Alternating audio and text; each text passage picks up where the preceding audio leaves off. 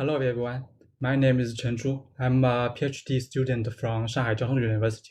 It's an honor to give a presentation on PCs, and our paper title is HVC VMAF-oriented perceptual rate distortion optimization using CNN.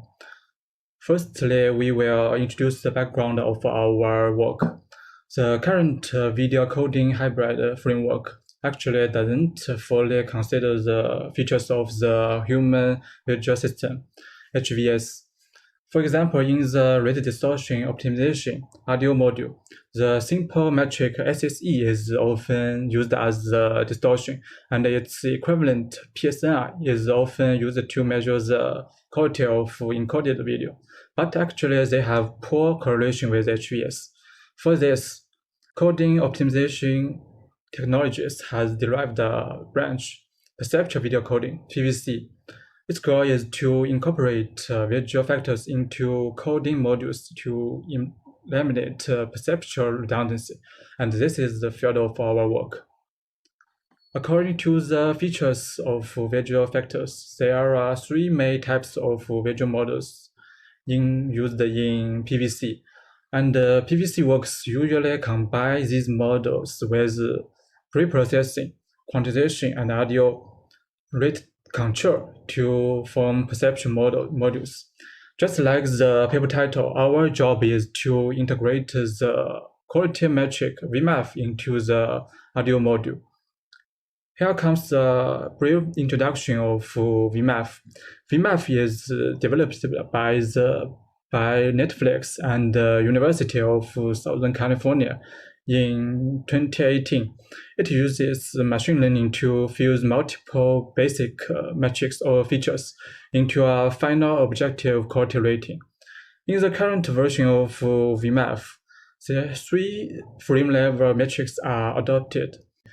Using these features as the inputs, the VMAF module is trained based on the subjective test dataset to output VMAF score.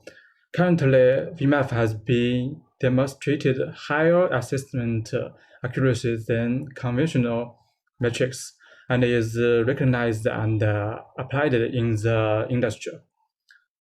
Given the background, next we will introduce our work. Our proposed VMAF-oriented audio framework mainly consists of three steps. Firstly, the first frame in an interval, named as keyframe, is precoded to obtain the VMAF-related coefficients in block level for audio. Then we use a convolutional neural network, CNN online training method to fit the VMAF characteristic of different contents based on the keyframe results, and apply this model to derive VMAF-related coefficients of subsequent frames. The final step is to realize perceptual coding. It will incorporate VMAF into audio to obtain VMAF-based Lagrangian multiplier lambda to adjust the RD trade-off. Next, I will give a detailed introduction of each step. First is keyframe precoding. Keyframe is set to precode respectively at several QPs. In our experiments, the QPs are 27, 32, 37, and 42.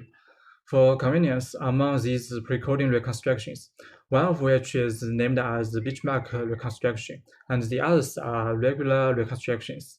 The purpose of doing this is to determine VMAF-related coefficients of keyframes used for perceptual audio, but different from traditional metrics. When the learning metric VMAF is introduced into coding, it will bring problems. As said before, VMAF is built on the convergence of nonlinear network. It is difficult to conclude its formula definition. Furthermore, VMAF is a frame-level metric.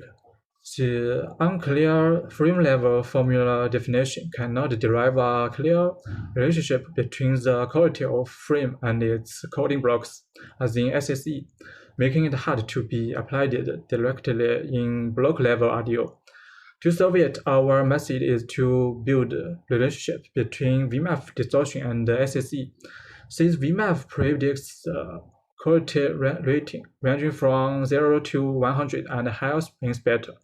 We define the VMAF distortion V equals to 100 minus VMAF, and define VB, VR as the V of benchmark and regular reconstructions.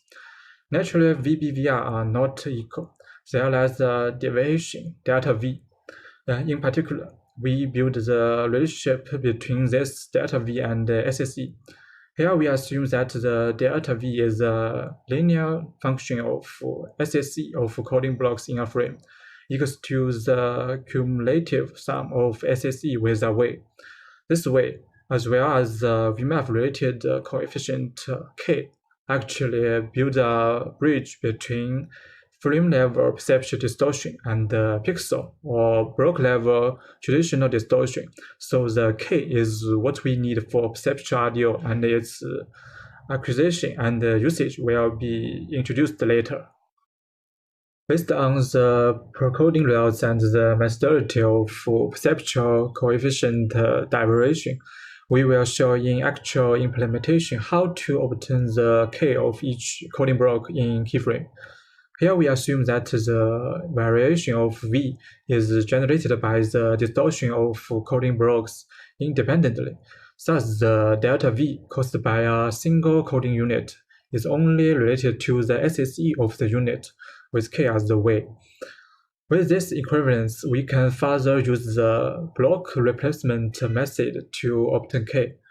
As shown in this figure, it means when derive the K of the ith block, only the ith block of the benchmark reconstruction is replaced by the co-located block in a regular reconstruction to produce a temporary frame.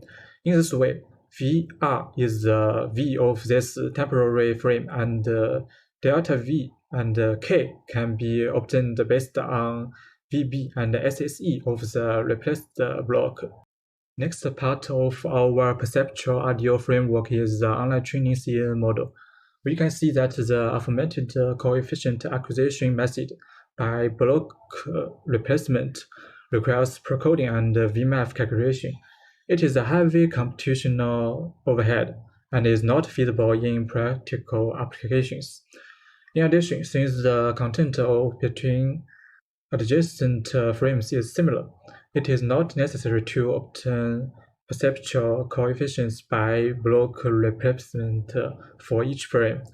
Instead, we use an online training CNN to learn the perceptual property of the current scene. As SSE is available in the real coding process, the main task of CNN is to output delta V of each block. For the effectiveness of CNN, network input needs to be selected. Obviously, delta V is related to the content of block, and we also explore its relationship with VBVR or QPB QPR.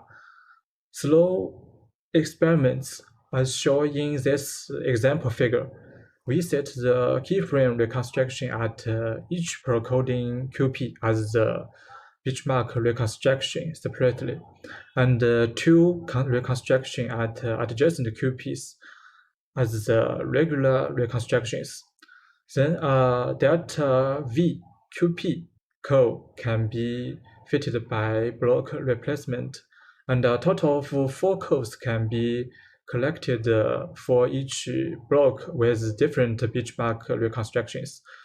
We can see in the figure that an almost linear relationship exists between delta V and QP, and the slope of curve is related to QPB. Based on this observation, we set up that the CNN takes a block in source keyframe Xi as the input. The delta V of block obtained from keyframe reconstructions at QPB and adjacent QPR as the ground truth. The CNN architecture is shown in the figure. Blocks with fixed size are fed into the network. For faster convergence, The model is simple and consists of 3 convolution layers. In order to adapt to different benchmark distortion levels, models are trained separately for each QPB used in the encoding process. With this way of online training, delta V and K of subsequent frames can be derived by the network and used in RDO. The final step is to realize perceptual audio using the derived perceptual coefficients. To incorporate VMAF into audio, we use a common approach in perceptual coding, adopting V as the distortion in audio. To solve this problem, we use a 3-step simplified derivation method. First, we adopt the assumption of rate independence as used in standard encoder. The total rate of a frame can be converted into a cumulative form, and the optimal solution of lambda p can be found by setting the derivative to 0. To further solve the derivative equation, we need the derivative of v with respect to r. It is equivalent to obtain the VMAF-based RD model or RV model. Here we take the second simplification of RD model equivalence, using frame-level RD model to solve lambda p uniformly. The determination of HVC RV mode is slow experiments. We use HVC reference software HM to encode HVC test sets to obtain the RV curves. It can be observed in the feature that the hyperbolic model is well fitted with RV relationship. Thus, we adopt this function with parameters alpha and beta to further solve the problem. We can obtain the optimal rate RP by substituting the perceptual RD mode into the derivative equation. Similarly, the optimal rate RSSE in terms of SSE-based audio can also be computed using the verified RD or RSSE mode.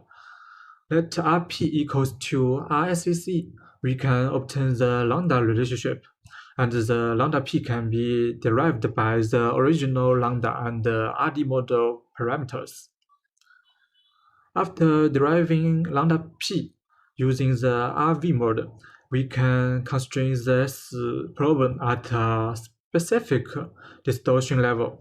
We can regard the V as the distortion of perceptually adjusted reconstruction based on the SSE-based benchmark reconstruction, and there lies a delta V between adjusted and benchmark reconstruction. Therefore, the approximate linear delta V SSE function with coefficient k, as said before, can be used as the third simplification to replace v. Slow mathematic equivalence, k is finally moved to adjust lambda p, and the original SSE distortion is kept unchanged. So the final form indicates that we can only adjust lambda to realize perceptual audio. Then comes the experimental results. The proposed scheme is implemented in HM 16.20 LDB configuration with 4 QPs and the interval of IDR frame equals to 32, and the interval of keyframe is also set to 32. Our training is operated on TensorFlow CPU version, and the network parameters are set for great and fast convergence. We can see that our method achieves an average 2.8% VMAF bitrate gain, which is comparable to the SOTA VMAF-based audio method. And our method achieves higher performance on some relatively static sequence, because the samples of online training is in keyframe are enough to cover the characteristic of subsequent frames. In addition, the extra complexity of our approach is average 44%, which is controllable. That's all the presentation. Thanks for listening.